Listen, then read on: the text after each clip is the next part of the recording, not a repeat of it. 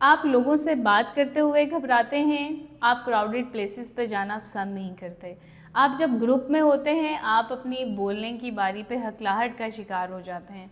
आप लोगों के सामने बोल नहीं सकते। ऐसा क्यों होता है, ऐसा कब होता है और ऐसा आपके साथ क्यों हो रहा है? मेरा नाम इकरा नफीस है और मैं एज ए क्लिनिकल साइकोलॉजिस्ट अपनी प्रैक्टिस कर रही हूँ।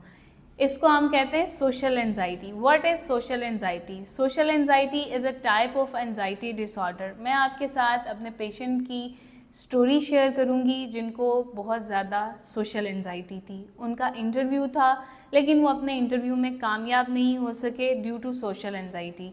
बिकॉज जब उनका इंटरव्यू स्टार्ट हुआ, उनकी हैंड शेकिंग भी स्टार्ट हुई और वो ड्यूरिंग कन्वर्सेशन अपनी ज़ुबान उनका साथ नहीं दे पा रही थी। वो हकलाहट का शिकार हुए और वो अपने इंटरव्यू में कामयाब नहीं हो सके। ऐसा बहुत से लोगों के साथ होता है। जो लोग अपनी प्रेजेंटेशन देते हैं, इंटरव्यू देते हैं, तो ड्यूरिंग कन्वर्सेशन आपके साथ ये प्रॉब्लम होती है। आपका सेल्फ इस्टीम लो होता है, आप कॉन्फिडेंस लो करते हैं, इस वजह से आपके साथ ये प्रॉब्लम्स होती हैं।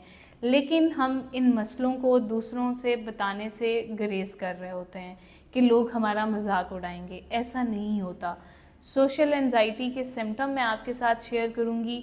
आप बहुत ज़्यादा ओवर थिंक करते हैं कि अब मैं क्या कहूँगा, मैं कैसे कहूँगा। आप बहुत ज़्यादा अवॉइड करते हैं ड्यूरिंग कन्वर्सेशन। आई कॉन्टेक्ट आप मेंटेन नहीं करते। स्मॉल टॉक के दौरान भी आप दूसरे लोगों के फेस की तरफ नहीं देख रहे होते।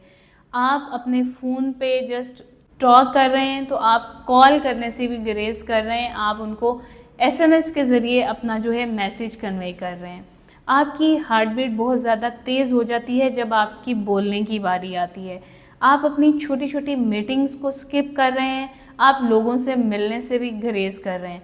ये सोशल एंजाइटी में होता है। अगर आपको या आपके किसी प्यारे को इस तरह की प्रॉब्लम है तो आपको चाहिए कि आप माहिर नफ्सियात से ज़रूर मदद लें।